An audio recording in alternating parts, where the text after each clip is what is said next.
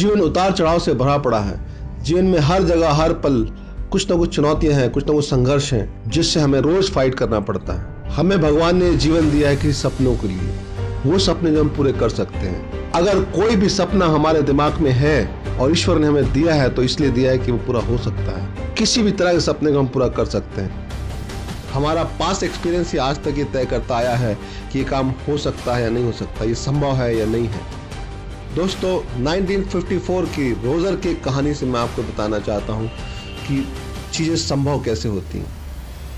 1954 से पहले ये माना जाता था कि इंसान के अंदर इतनी ताकत है ही नहीं, 1 किलोमीटर की रेस 4 मिनट में पूरी कर सकता है। लेकिन अप्रैल 1954 के कंपटीशन में रोजर नाम के व्यक्ति ने 1 किलोमीटर की रेस को 4 मिनट से कम समय में पूरा किया, तो उससे पूरी दुनिया में ये विश्वास फैल गया कि ये संभव है।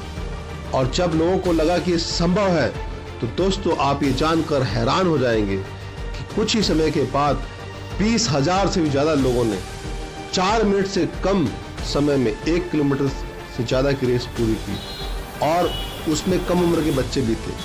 दोस्तों, रोजर ने 1954 के बाद उस रेस को जीतकर ये सिद्ध कर दिया कि संभव है। जब हम ये मानते हैं कि संभव है, तभी हमारा मन, हमारी आत्मा, हमारा अचेतन मन और हमारी सारी शक्तियाँ जागृत हो जाती हैं और हम उस पर एक्शन करते हैं और काम हो जाता है।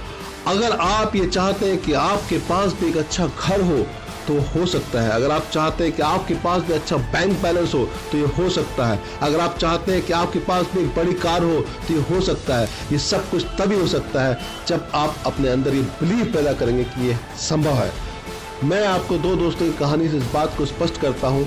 2 दोस्त थे, वो किसी प्राइवेट कंपनी में काम करते थे, दोनों योग्य थे और दोनों ही बहुत मेहनत करने वाले थे, लेकिन किसी वजह से उनकी कंपनी बंद हो गई और दोनों बेरोजगार हो गए।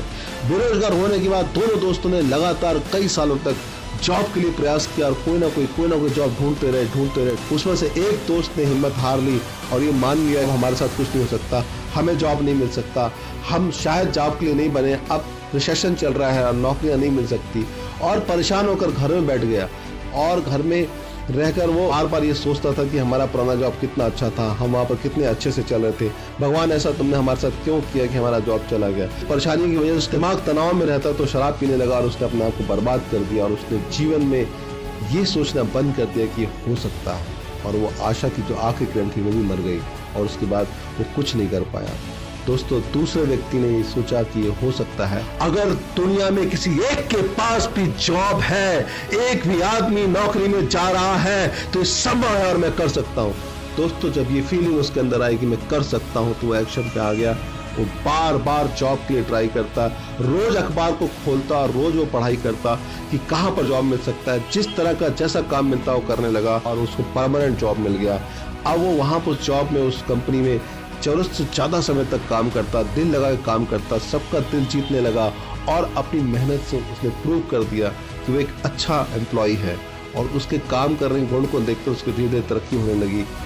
और साथ ही साथ वो अपने जीवन पर घटी इस घटना पे किताब लिखने लगा। उसने लिखा कि बेरोजगारी क्या होती है, बेरोजगारी के समय क्या करना चाहिए, जिनके पास नौकरियाँ नहीं है उनकी तकलीफ क्या होती है, और नौकरी मिल सकती है का भाव जगा के रखने की जरूरत क्यों है। इस पर जब उसने किताब लिखना शुरू किया और एक दिन उसकी किताब पब्लिश हुई और दोस्तों उसकी किताब अवार्ड मिला और एक बहुत बड़ी कंपनी ने उसकी किताब को पढ़ा तो उसे एक बहुत बड़ी पोस्ट ऑफर करी। और दोस्तों, अब वो एक ऐसी पोस्ट पर था जहां पर वो हजार लोगों को नौकरियां दे सकता था। वो अपने पुराने मित्र के पास गया जो बर्बाद हो चुका था और उससे उसने कहा कि आओ, मैं ऐसी कंपनी में इतने बड़े पद पर हूँ, जॉब को चाहता हूँ, आओ मैं तुम्हें जॉब देता हूँ, तुम भी एक अच्छा जॉब कर सकते हो। उसके पुराने दोस्त ने कहा ये कैसे हो सकता है, अब तो जॉब रहे ही नहीं, बहुत मद्दी का दौर चल रहा है, सब कुछ खत्म हो चुका है। उसने फिर अपने दोस्त को हौसला दिया और एक अच्छा सा जॉब दिया। उसके दोस्त ने उससे कहा कि हमें भगवान ने अगर ये सब देना ही था तो पहले क्यों नहीं दिया, हमें पहले ऐसी तकलीफें क्यों दी।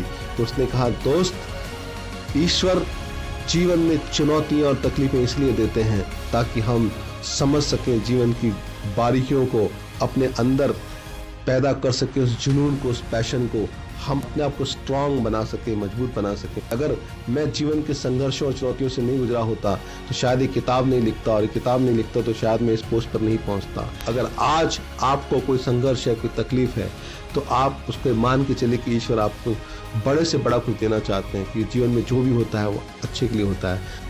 दोस्तों, बाहर की दुनिया का कोई नाकाम आदमी ये कह देता है कि हम ये काम नहीं कर सकते, तो हम ये मान लेते हैं कि हम ये काम नहीं कर सकते। उठो और आज इस बात को एहसास करो कि मैं कर सकता हूँ, क्योंकि हमें ईश्वर ने वो कोई भी सपना अगर मन में दिया है तो वो होने के लिए है, तभी दिया है। अगर वो सपना हमारे मन में आया है, हम भी पा सकते हैं वो सारा कुछ जिसके लिए हम बने हैं। हम कर सकते हैं। Yes, you can do it. ये हो सकता है।